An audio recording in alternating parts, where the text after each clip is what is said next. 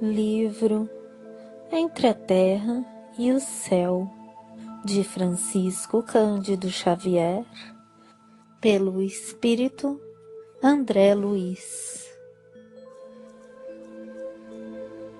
Capítulo 3. Obsessão.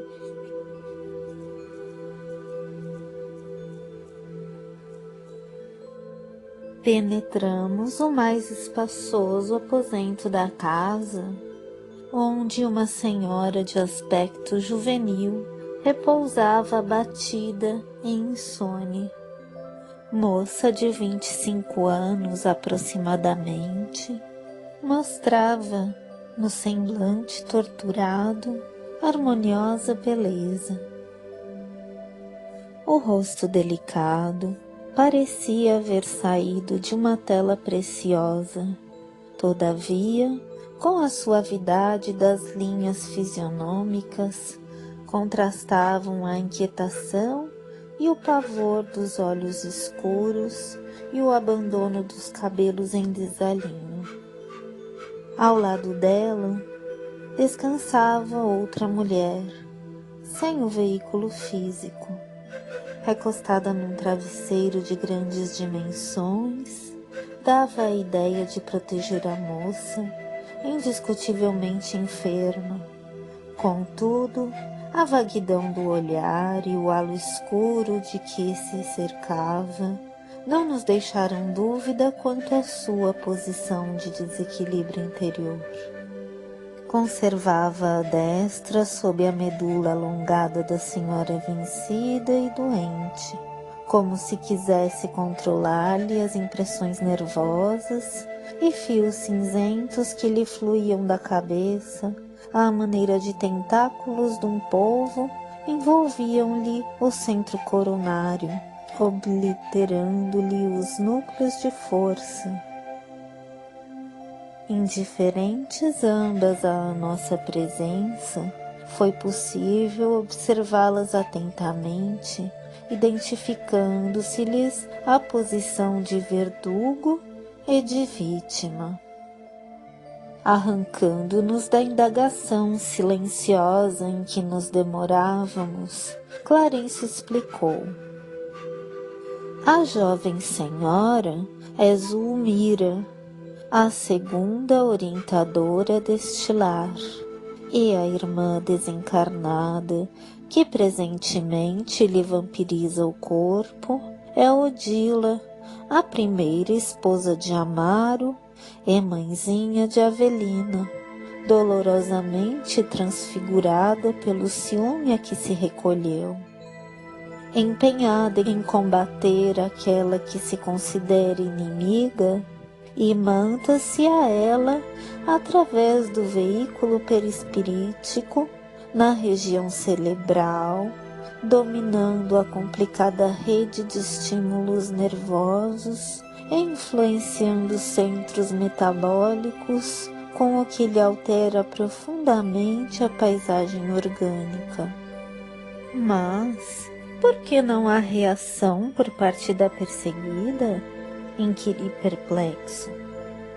Porque Zulmira, a nossa amiga encarnada, caiu no mesmo padrão vibratório, aclarou o instrutor.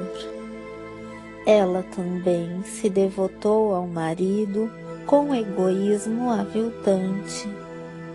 Amaro sempre foi pai afetuosíssimo. O matrimônio anterior deixou-lhe um casal de filhinhos, mas o pequeno Júlio, formosa criança de 8 anos, perdeu a existência no mar. A segunda mulher nunca suportou, sem mágoa, o carinho do genitor para com os órfãos de mãe.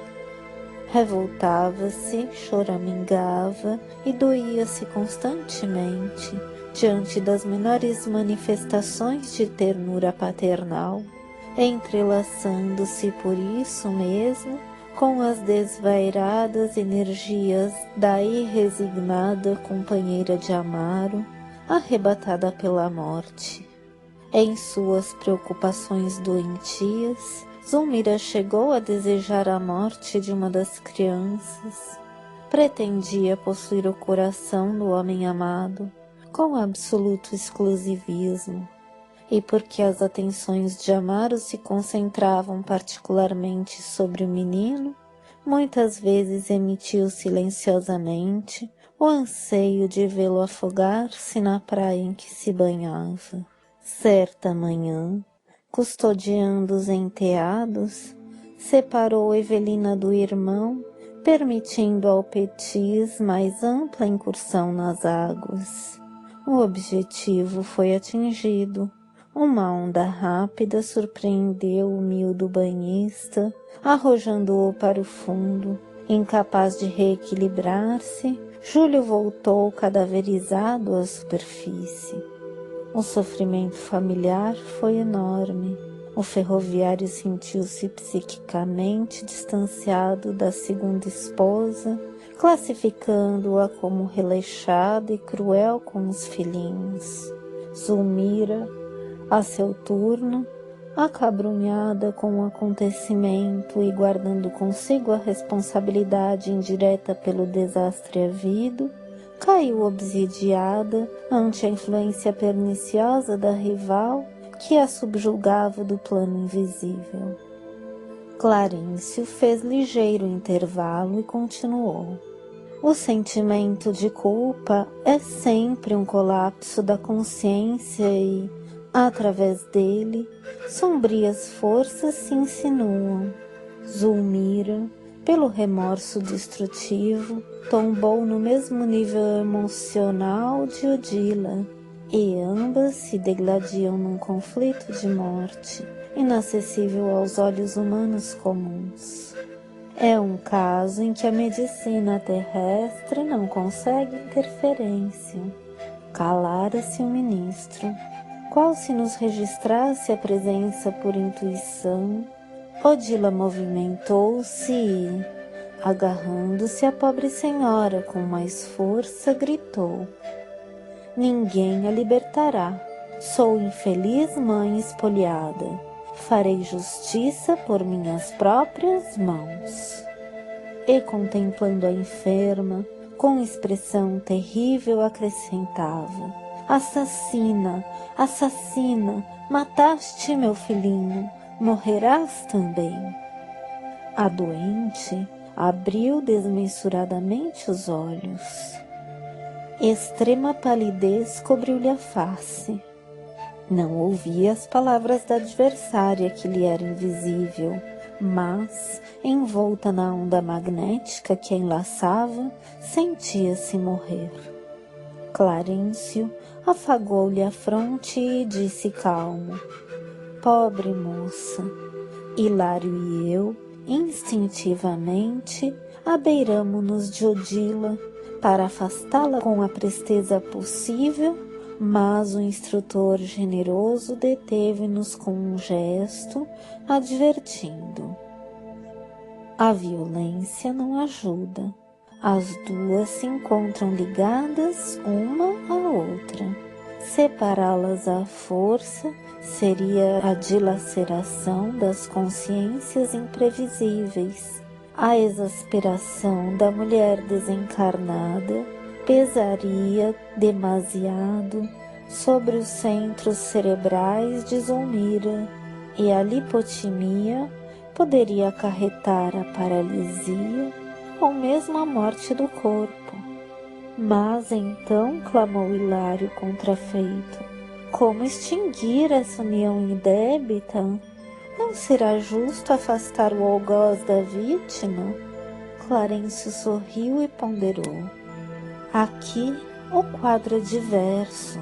Na esfera carnal, a cápsula física é precioso isolante das energias desequilibradas de nossa mente. Entretanto, em nosso plano de ação, no problema que observamos, Essas forças desbordam ameaçadoras sobre a infortunada mulher, cujo corpo pode ser comparado a uma lâmpada de fraca receptividade, sobre a qual seria perigoso arremessar uma corrente superior à capacidade de resistência que se enquadra. A inutilização seria completa. O que poderíamos fazer? Indagou Hilário desapontado. Precisamos atuar na elaboração dos pensamentos da infortunada irmã, que tomou a iniciativa da perseguição. É imprescindível dar outro rumo à vontade dela, deslocando-lhe o centro mental e conferindo-lhe outros interesses e diferentes aspirações. E não podemos começar exortando-a? O ministro sereno obtemperou sem alterar-se. Talvez, assim de momento, não pudéssemos ou não soubéssemos. A preparação é indispensável. Nada custa uma conversação de censura, alegou meu companheiro admirado. Sim, uma doutrinação pura e simples seria cabível. Contudo, não podemos esquecer que a organização cerebral da vítima permanece excessivamente martelada. Nossa intervenção no campo espiritual de Odila deve ser envolvente e segura para evitar choques e contra-choques que repercutiriam desastrosamente sobre a outra. Nem doçura prejudicial, nem energia contundente. O instrutor dirigiu o piedoso olhar às duas mulheres e prosseguiu. A questão nesta casa surge realmente melindrosa. É necessário buscar alguém que já tenha amealhado na alma bastante amor e bastante entendimento para conversar com o poder criador da renovação. Refletiu alguns instantes e aduziu. Contamos em nossas relações com a irmã Clara. Rogaremos o concurso a ela.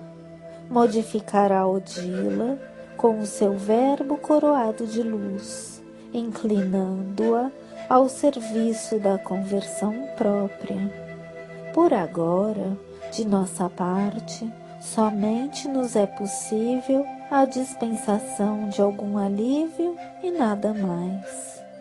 Recomendou a Eulália assistisse Evelina para o refazimento psíquico de que a menina necessitava e, em seguida, aplicou recursos magnéticos sobre Zulmira em passes calmantes de longo curso. Qual se fosse brandamente anestesiada, a enferma passou da irritação à serenidade e pareceu dormir aos olhos do esposo que chegara de mansinho, acomodando-lhe os travesseiros.